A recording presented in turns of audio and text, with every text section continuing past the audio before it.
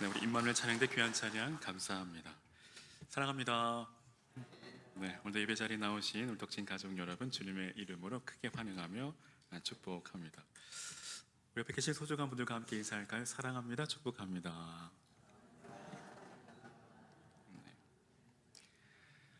성구 영신 예배를 드린 게 엊그제 같은데요. 어느덧 2024년 올 한 해도 한 달의 이 시간이 지나가고 있습니다. 그 가운데 오늘 저와 여러분 믿음의 진보가 있으셨나요? 믿음으로 한 걸음씩 전진하셨나요? 아니면 여전히 제자리 걸음만 하고 계신가요? 혹 아니면 뒷걸음질을 치고 계시지는 않습니까? 우리가 이 믿음의 경주를 끝까지 감당하는 것, 또 믿음을 끝까지 또 지켜가는 것, 또 우리의 믿음의 결단을 끝까지 세워가는 것 참으로 쉽지 않은 일입니다. 그 이유는 우리 앞에 여전히 수많은 장애물들이 존재하기 때문이겠죠. 그리고 우리의 환경과 상황이 우리의 마음과 생각 그리고 우리의 믿음을 마구 흔들기 때문입니다. 그래서 그 가운데 사도 바울은 오늘 우리에게 무엇보다도 너의 생각과 마음을 지킬 것을 권합니다. 그러나 이는 쉽지 않죠. 어쩜 불가능한 것처럼 보일 때가 너무 많습니다. 그러나 여러분, 전혀 불가능한 일이 아닙니다. 오늘 말씀에 그 해답이 있습니다. 오늘 본문은 다윗의 이 비탄시입니다. 그러니까 전혀 문제가 없을 것 같은 하나님의 사람, 이 다윗의 삶에도 크나큰 고통이 찾아왔습니다. 사실 다윗의 삶은 고통의 연속이라 해도 과언은 아닙니다. 그러니까 인간적인 눈으로 볼 때 다윗의 삶은 행복과도 너무 거리가 멀고도 먼 삶이죠. 어쩜 불행한 삶입니다. 그는 어려서부터 가족으로부터 늘 소외당했고 또 아무도 그를 인정해주거나 알아주지 않았습니다. 비천한 목동으로 참으로 비참한 삶을 살아가야만 했습니다. 그는 은혜 가운데 사무엘을 통해 기름 부음을 받은 후에도 왕위에 오르기 전까지 그는 사울을 피해 도망자의 삶을 살아야 했습니다. 늘 죽음의 위협 속에 늘 죽음의 그림자가 그를 따라다녔습니다. 뿐만 아니라 그는 왕이 된 이후에도 그는 오늘 시편의 배경이 되는 것처럼 사랑하는 그 자녀, 그 자식인 이 압살롬을 피해 또다시 도망자의 신세로 전락하고 말았습니다. 그럼에도 그는 한결같이 믿음으로 하나님 앞에 나아갑니다.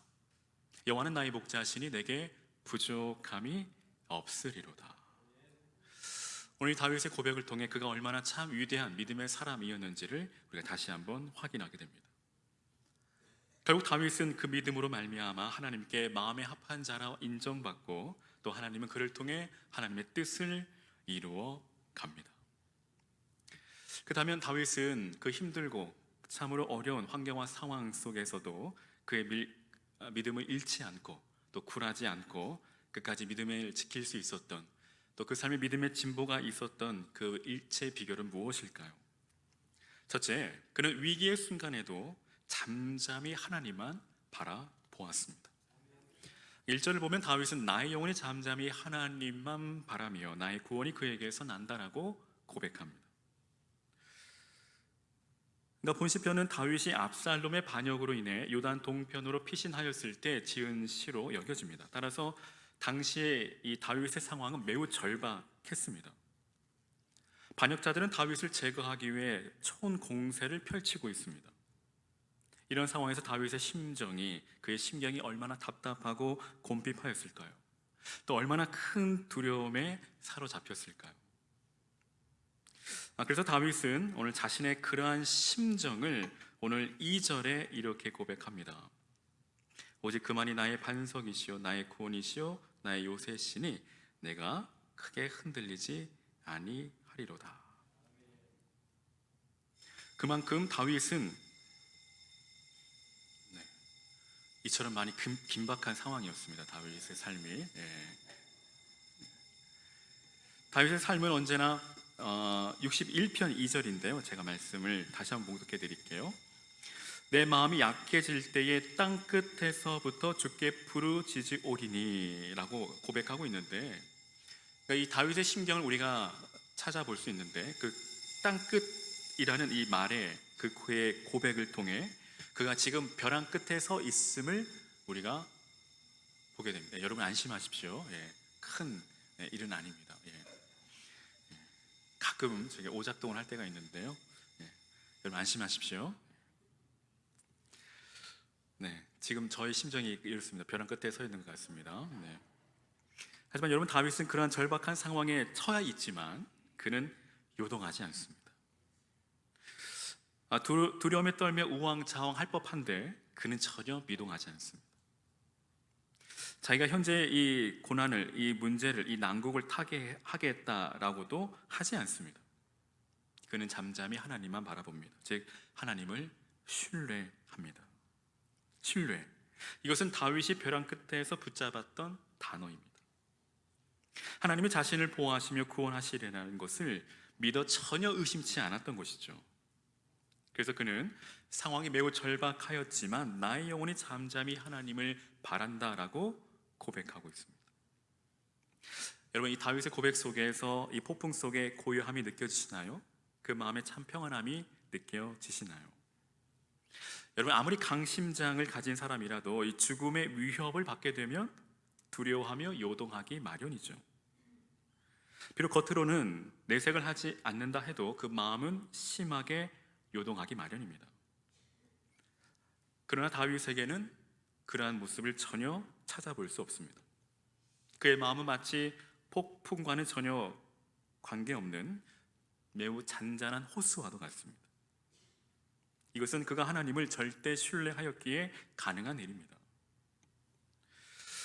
여러분 우리는 어려운 일을 만나면, 어려운 문제를 만나면 그것이 해결되기를 원하고 그 문제가 빨리 해결되기를 바랍니다. 그리고 그 문제가 해결되는 것을 형통이라고 말합니다. 그러나 다윗은 그렇지 않습니다. 그는 문제가 해결되는 것보다 하나님을 잠잠히 기다립니다. 즉 문제가 해결되는 것을 중요하게 생각한 것이 아니라 하나님을 만나는 것이 더 중요하다라고 여겼기 때문이죠. 즉 하나님 안에 모든 해답이 있음을 다윗은 알았기 때문입니다. 사랑하는 여러분, 하나님 안에 모든 문제의 해답이 있음을 믿으시기를 바랍니다. 이것이 바로 하나님을 향한 우리의 신뢰입니다. 이 신뢰가 무너지면 우리는 두려움에 사로잡힐 수밖에 없고 이 신뢰가 깨어지면 우리는 요동할 수밖에 없습니다. 이런 사실이 보여주는 것처럼 진정한 성도는 위기의 순간에도 잠잠히 하나님만 바라본다라는 것입니다. 그가 진정한 성도인지의 여부는 바로 위기의 순간에 드러납니다. 그러니까 성경을 보면 위기의 순간에 하나님만 잠잠히 바랐던 사람과 그렇지 못한 사람들이 등장합니다. 그 가운데 하나님만 잠잠히 바라보았던 대표적인 인물로 모세를 꼽을 수 있습니다. 그러니까 모세가 이스라엘을 이끌고 홍해에 다다랐을 때 애굽 군대가 이스라엘 백성들을 추격하여 오는 것을 보게 됩니다. 그러니까 이스라엘 백성들은 지금 앞으로 나아갈 수도 없고 뒤로 물러설 수도 없는 매우 절박한 상황이죠. 말 그대로 벼랑 끝입니다. 마치 그들은 도간에 든 쥐처럼 꼼짝없이 죽을 처지에 놓였습니다. 그러자 백성들은 요동하기 시작합니다. 그들은 모세를 향하여 애굽 땅에는 매장지가 없어 자신들을 광야로 이끌어 이곳에서 죽게 하느냐라고 원망합니다. 하지만 그때 모세는 백성들을 향하여 이렇게 말합니다. 너희는 두려워 말고 가만히 서서 여호와께서 오늘날 너희를 위하여 행하시는 구원을 보라. 곧 잠잠히 하나님의 구원을 기다리라는 것입니다. 모세 역시도 하나님에 대한 절대적인 신뢰와 믿음이 있었습니다. 모세는 앞선 10가지 재앙으로부터 이스라엘을 보호하신 그 하나님의 은혜를 경험한 자입니다. 그러므로 이제 와서 하나님께서 그들을 외면하신다거나 그들을 피하신다거나 그들을 이 광야에 묻히게 하신다는 것을 전혀 상상할 수도 없는 일로 여겼던 것이죠. 그에게는 하나님이 이스라엘의 구원이시라는 강한 믿음과 확신이 있었습니다. 그러므로 그는 가만히 서서 하나님의 구원의 역사를 보라고 백성들에게 요구합니다. 그런데 이런 모세와 달리 위기 앞에서 하나님을 잠잠히 바라보지 못했던 대표적인 인물, 그는 바로 사울입니다. 그러니까 사무엘은 블레셋과의 전쟁을 앞두고 있는 사울에게 자신이 백성들을 위하여 제사를 드려주겠다라고 말합니다. 그리하여 사울은 먼저 출전하여 진을 칩니다. 그러나 약속의 때가 다 되어도 사무엘은 등장하지 않습니다. 그리고 그 와중에 블레셋이 공격해 들어옵니다. 그러자 이스라엘의 진영에서 이탈하는 자들이 발생하게 되었고 사울의 마음은 다급하여졌습니다. 두려움이 그의 마음을 지배하기 시작했습니다. 이제 군사들이 다 달아나면 어떻게 이 전쟁에서 이길까 하는 걱정이 그의 마음을 사로잡은 것이죠. 두려움에 휩싸인 것입니다. 그리하여 그는 사무엘을 기다리지 못하고 자신이 직접 번제를 드리고 맙니다. 이는 하나님 앞에 큰 불순종이죠. 즉 그는 위기가 닥쳐오자 잠잠히 하나님만 바라보지 못하고 두려움에 요동하여 자신이 직접 그 난국을 해결하려 했던 것입니다. 말하자면 사울은 하나님을 전혀 신뢰하지 못한 것입니다. 결국 그의 불신앙은 드러나고 말았고 그는 하나님으로부터 버림받게 됩니다. 사랑하는 여러분, 이렇게 신앙의 진정성은 위기의 순간에 드러난다라는 것이죠. 여러분, 위기의 순간 세상이 말하는 것은 무엇일까요? 이러한 절박한 상황에서 세상은 무엇인가 해보라고 합니다. 너의 능력을 발휘해보라고 합니다. 우리의 행동을 부추깁니다. 강조하고 강요합니다. 그러나 성경은 다릅니다. 성경은 우리의 행동보다 더 중요한 것이 있는데 그것은 바로 하나님의 행동, 곧 하나님의 행하심입니다. 우리는 우리의 행동 이전에 하나님께서 행하시는 일들, 곧 하나님께서 일하시는 것을 볼 수 있어야 합니다. 이것을 보는 눈이 바로 믿음의 눈이죠. 다시 말해 먼저 하나님을 기다리는 법을 배워야 한다라는 것입니다. 내가 무엇인가를 열심히 하기에 앞서 하나님께서 무엇을 하시는지, 어떻게 하시는지, 그리고 어떻게 행하실는지를 기대하고 기도하며 기다리는 것, 이것이 바로 하나님을 향한 신뢰입니다. 때는 우리의 기도가 이루어지지 않는 것에 인하여 우리는 낙심하게 되고 또 우리는 실족하게 됩니다. 하지만 여러분, 우리의 기도가 이루어지지 않는다라는 것은 하나님께서 우리의 기도를 듣지 아니하시거나 외면하신 것이 아니라 우리 하나님께서 지금도 일하고 계시다라는 증거입니다. 여러분 기억하십시오. 하나님은 지금도 하나님의 시간표에 따라 일하고 계십니다. 하나님의 때가 되면, 하나님의 시간이 되면 그 일은 반드시 이루어진다라는 사실입니다. 사랑하는 여러분, 우리가 믿는 하나님은 살아계십니다. 믿으시면 아멘. 우리가 믿는 하나님은 지금도 일하고 계십니다. 모든 문제보다 크신 하나님, 불가능을 가능케 하시는 그 전능하신 하나님, 그 하나님을 끝까지 신뢰하고 주님만을 바라고 기다리시는 저와 여러분의 귀한 믿음의 삶이 되시기를 주의 이름으로 간절히 축원합니다. 이렇듯 진정한 성도는 위기의 순간에도 전혀 유동하거나 미동하지 않고 하나님만을 잠잠히 기다립니다. 그러나 믿음이 약한 성도는 위기의 순간에 하나님을 잠잠히 기다리지 못하고 요동하며 자기의 힘으로 무엇인가를 해보려고 합니다. 사용은 진정한 성도는 위기의 순간에도 잠잠히 하나님을 바라보는 자입니다.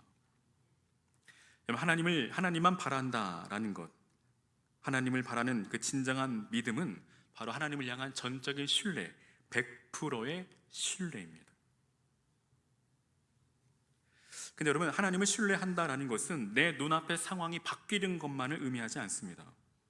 환경과 상황은 여전히 그대로입니다. 하지만 그럼에도 불구하고 내 모든 것을 하나님께 전적으로 또 온전히, 완전히 모두 여지없이 내어 맡겨드리는 것을 말합니다. 오늘 저와 여러분, 이러한 진정한 믿음을 소유한 하나님의 사람들 되시기를 주의 이름으로 축원합니다. 그 가운데 하나님께서 일하십니다. 오늘 특별히 시편 40편 1절에 내가 여호와를 기다리고 기다렸더니 귀를 기울이사 나의 부르짖음을 들으셨도다. 이어서 2절에 나를 기가 막힐 웅덩이와 수렁에서 끌어올리시고 내 발을 반석 위에 두사 내 걸음을 견고하게 하셨도다. 이렇게 참고 견디고 인내하는 또 기다리는 자에게 주시는 이 하나님의 은혜가 오늘 저와 여러분의 삶에도 함께 하시기를 거듭 주의 이름으로 축원합니다. 근데 여러분, 때로는 하나님은 성도의 그 절박한 위기와 그 상황에 던져 두고 지켜만 보시는 것처럼 느껴질 때가 있습니다. 당장이라도, 지금이라도 하나님께서 우리를 구원해 주시길 원하지만 하나님은 잠잠하십니다. 왜일까요? 그 이유는 무엇일까요?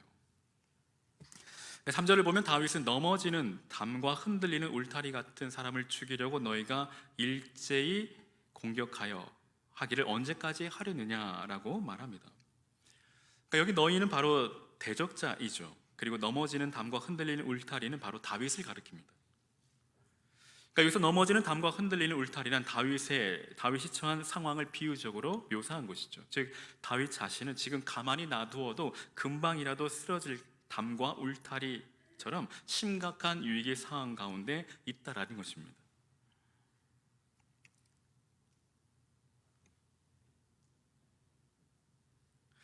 우린 다윗의 이 고백을 통해 한 가지, 다윗이 마치 넘어지는 담과 흔들리는 울타리와 같은 이 절박한 상황 가운데, 위기 가운데 처해 있는데도 하나님은 왜 그를 속히 도와주시지 않을까요? 사랑하는 여러분, 우리는 여기서 분명히 알아야 합니다. 하나님은 무정해서가 아닙니다. 무정해서가 아닙니다. 하나님은 무정해서 무심해서 다윗을 위기에 방치해 두신 것이 아니라는 것입니다.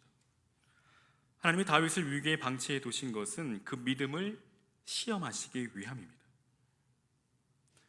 그러니까 우리는 또 여기에서 또 이런 질문을 던질 수 있습니다. 아니, 도와주실 거면 왜 꼭 시험을 해야 하시나 하는 이유입니다. 다윗을 공경에 빠뜨리거나 어려움을 주시려고 하는 것이 결코 아닙니다. 하나님은 이 시험을 통해 하나님을 전적으로 신뢰할 만한 믿음의 사람으로 그를 세우시고자 함이라는 것이죠. 그리고 다윗은 이 환경과 이 상황에서도 낙심치 않고 실족하지 않으므로 이 하나님이 주신 이 시험을 통과하게 됩니다. 여러분, 하나님과의 관계가 바로 세워진다면 우리 인생에 전혀 문제될 것이 없습니다. 문제는 하나님과의 관계입니다. 사랑하는 여러분, 지금도 하나님은 이렇게 믿음의 정도를 보시기 위해 때로 성도들의 그 성도를 절박한 위기에 던져 넣으시고 언제나 지켜만 보실 때가 있습니다. 그러면 성도들은 위기에 처했을 때 하나님께 부르짖어도 아무런 응답이 없다 해서 불평과 불만을 토로해서는 아니 됩니다. 우리는 하나님의 응답이 없을 때라도, 그로 인하여 극심한 고통 가운데 있다 할지라도 이 과정을 하나님께서 우리의 믿음을 연단하시고 또 단련하시는 과정임을 믿고 이 시험을 잘 통과해야 한다라는 사실입니다. 오늘 우리 안에 이 믿음만 있다면 우리는 어떠한 시험이 와도 어떠한 고난이 와도 결코 넘어지지 않습니다. 끝까지 주를 믿는 믿음으로 승리할 수 있다라는 사실입니다. 여러분, 둘째로 우리가 이 믿음의 이 경주를 끝까지 감당하기 위해서, 우리가 흔들리지 않고 요동하지 않고 끝까지 믿음의 경주를 감당하기 위해서는 어떻게 해야 될까요? 바로 하나님 앞에 그 마음을 토하는 것입니다. 그러니까 8절을 보면 다윗은 백성들아 시시로 그를 의지하고 그 앞에 마음을 토하라. 하나님 우리의 피난처시라고 말합니다. 그러니까 여기 시시로란 바로 자주라는 의미죠. 항상이라는 의미입니다. 실로 하나님은 자주가 아니라 항상 하나님을 의지해야 합니다. 하나님은 도움이 필요할 때는 의지하고 그렇지 않을 때 의지하지 않아도 되는 존재가 아닙니다. 하나님은 항상 우리가 의지해야 할 존재이십니다. 평탄할 때나 환난이 올 때 한결같이 하나님을 의지해야 합니다. 환난의 때에 하나님을 더욱 간절하게 부르고 의지해야 하는 것은 당연하지만 환난 때에만 하나님을 부르고 의지하는 것은 참 신앙의 모습이라 할 수 없습니다. 그리고 믿음의 진보를 이룰 수 없습니다. 우리는 무시로 기도해야 합니다. 늘 깨어서 기도해야 합니다. 기도의 근력을 키워야 합니다. 기도의 근력을 키울 때 우리는 건강한 믿음의 삶, 신앙의 삶을 살아갈 수 있다라는 것입니다. 여러분 사실 여러분 믿기지 않으시겠지만 저도 한때 몸이 탄탄했습니다. 좀 탄탄해 보이시나요? 근데 운동을 하지 않으니까 이 근력이 다 어디 간지 찾아볼 수가 없을 만큼 이제 흐물흐물해졌습니다. 이제 근력이 사라지니 점점 몸이 병이 찾아오기 시작하더라고요. 이제 허리에 근력이 약하니까 가끔씩 때가 되면 허리가 아프기 시작합니다. 여러분 제가 다른 것을 말씀드리려고 하는 것이 제 몸 자랑을 하려고 한 것이 아니라 여러분 우리가 기도의 근력을 키워야 합니다. 우리가 믿음의 근력을 키워야 합니다. 근데 이 근력은 하루아침에 이루어지는 것이 아니죠. 수시로 항상 반복적으로 이루어질 때에 근력이 키워지는 것처럼 우리의 믿음의 근력도 마찬가지입니다. 기도를 우리가 하되 수시로 무시로 항상 깨어서 기도해야 한다는 것입니다. 그럴 때 우리의 기도의 근력이 키워지고 또 건강한 신앙을 갖고 또 능력 있는 그리스도인의 삶을 살아가게 된다라는 것입니다. 여러분 다윗은 그 앞에 마음을 토하라고 말합니다. 이것은 하나님을 의지하라는 것이죠. 그러니까 토하라는 말은 물을 쏟아 놓다라는 의미입니다. 따라서 하나님 앞에 마음을 토한다라는 것은 그릇에 있는 물을 쏟듯이 마음에 있는 모든 것을 하나님 앞에 다 쏟아 놓을 것을 말하는 것이죠. 즉 우리의 당한 슬픈 일, 괴로운 일, 근심과 걱정, 또한 우리 수치스러운 우리 모든 죄악까지도 하나님 앞에 내어 놓을 것을 말합니다. 이것을 달리 말하면 자신의 모든 문제를 하나님께 내어 맡기고 하나님을 의뢰하라는 것이죠. 이처럼 하나님을 의지한다라는 것은 항상 하나님께 자신의 모든 문제를 내어놓고 하나님의 도우심을 바라는 것입니다. 자신의 모든 문제를 자기 스스로 해결하려 하지 아니하고 먼저 하나님 앞에 나와 토하는 것입니다. 하나님을 전적으로 의지하는 것입니다. 사실 여러분 인간은 아무리 사소한 문제라도 하나님의 도우심이 없이는 해결할 수 없는 참으로 연약한 존재입니다. 오늘도 우리가 우리의 힘으로 이 자리에 왔을 것 같다라고 생각하지만 여러분 이건 착각입니다. 하나님의 도우심이 없었다면, 하나님의 은혜가 없었다면 오늘 우리는 이 자리에 있지 못합니다. 우리가 사소하고 길을 걷는 것, 우리가 호흡하는 것, 그 모든 것은 오직 하나님의 은혜요, 하나님의 도우심이라는 것입니다. 우리 인간들은 인간의 능력을 지나치게 과대평가하는 경향이 있는데 우리는 인간이 하나님의 도우심이 없이는 한순간도 살아갈 수 없는 존재라는 것을 절대 간과해서는 안 됩니다. 그런즉 오늘 저와 여러분 늘 기도로서 하나님 앞에 우리의 마음을 토하고 하나님의 도우심을 바라며 믿음의 삶을 살아가실 수 있기를 주의 이름으로 간절히 축원합니다. 끝으로 하나님의 말씀을 들을 때는 귀뿐 아니라 마음으로 함께 들어야 한다는 것입니다. 11절을 보면 하나님이 한두 번 하신 말씀을 내가 들었나니 권능은 하나님께 속하였다라고 말합니다. 여기 하나님이 한 번 말씀하셨고 그것을 내가 두 번 들었다라는 이 말은 두 가지 의미로 해석할 수 있습니다. 첫째는 두 번이란 이 말을 문자적으로 해석하지 않고 종종, 자주라고 해석하는 것이죠. 그 또 다른 의미는 두 번을 귀와 마음으로 들었다라는 말로 해석하는 것입니다. 즉 하나님의 말씀을 귀로 듣고 그것을 마음으로 받아 확실하게 신뢰하였다라는 의미입니다. 다윗은 실로 하나님의 말씀을 듣되 그는 수시로, 종종, 자주, 항상 말씀을 가까이 했습니다. 뿐만 아니라 다윗은 하나님의 말씀을 귀로만 듣지 않고 마음으로 받아 하나님의 그 말씀을 확신하고 신뢰했습니다.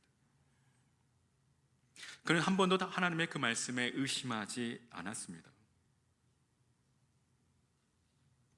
하나님의 말씀에 대한 그 절대적인 신뢰가 오늘 그로 하여금 어떠한 상황에도 흔들리지 않는 참 신앙을 갖게 한 것이죠. 이렇게 하나님의 말씀을 듣는 것도 중요하지만 그것을 마음으로 받아 절대 신뢰하는 것은 더 중요합니다. 그러므로 우리도 하나님의 말씀을 들을 때는 두 번 들어야 합니다. 곧 귀로 듣고 또 마음으로 들어야 한다는 것이죠. 여러분, 하나님의 말씀을 귀로만 듣는 것은 사실 아무런 의미도 없습니다. 하나님의 말씀을 듣고 마음으로 받아 신뢰하지 않는다면 하나님의 말씀은 자기와 나와 아무런 관련이 없는 것이 되고 맙니다. 사실 여러분, 하나님의 말씀을 귀로만 듣는 것은 누구나 할 수 있습니다. 여러분, 귀로만 즐거운, 귀에만 즐거운 설교, 귀에만 은혜로운 말씀은 우리의 삶에 아무런 영향력도, 아무런 능력도, 아무런 변화도 가져오지 못합니다. 우리가 하나님의 말씀을 귀로 듣고 마음으로 새겨 들을 때 오늘 그 삶의 열매가 나타난다라는 사실입니다. 오늘 저와 여러분, 우리가 하나님의 말씀을 늘 항상 수시로 듣되 또 귀로만 듣지 말고 마음으로 듣고 그 말씀을 신뢰하고 또 그 말씀을 믿음으로 반응하시는 저와 여러분 되시기를 주의 이름으로 간절히 축원합니다. 귀로만 아무리 많이 들어도 그것을 마음으로 듣지 않는다면 그것은 공허한 외침에 지나지 않습니다. 오늘 다윗과 같이 귀와 마음으로 2번 들어 우리 어떤 상황에도 흔들리지 않는 정말 반석 같은 믿음의 삶으로 나아가시는 저와 여러분 되시기를 주의 이름으로 축원합니다. 사랑하는 여러분, 이 세상은 참으로 요란합니다. 그리고 성도들 위협한 요소들이 곳곳에 도사리고 있습니다. 넘어지는 담과 흔들리는 울타리와 같은 성도들을 아예 무너지게 하려고 합니다. 이런 때 하나님에 대한 절대적인 신뢰가 없다면 우리는 요동할 수밖에 없고 결국 넘어질 수밖에 없습니다. 하지만 우리에게 하나님이 나의 구원자시라는 확고한 신뢰와 믿음이 있다면 우리는 폭풍처럼 밀어닥치는 환난 가운데서도 잠잠히 하나님만 바라며 요동치 않을 수 있습니다. 그리고 여러분, 우리가 어떤 문제를 만났을 때 절박한 위기와 상황 속에 먼저 대안을 찾으려 하지 마십시오. 먼저 사람을 찾아다니지 마십시오. 인간의 방법을 찾으려 하지 마시기 바랍니다. 먼저 잠잠히 하나님만 바라보십시오. 오직 하나님께만 그 마음을 토하시기를 바랍니다. 그리고 하나님의 말씀에 귀를 기울이시기를 바랍니다. 그분은 우리의 믿음의 반석이시요 또 우리의 구원이시며 우리의 피할 요새가 되십니다. 그러므로 오늘 저와 여러분, 우리가 흔들리지 않고 또 이 땅에서 믿음의 삶을 끝까지 살아갈 수 있도록 오직 주님만을 바라보시는, 잠잠히 여호와 하나님만을 바라보시는 저와 여러분 되시기를 주님의 이름으로 간절히 축원합니다. 아멘.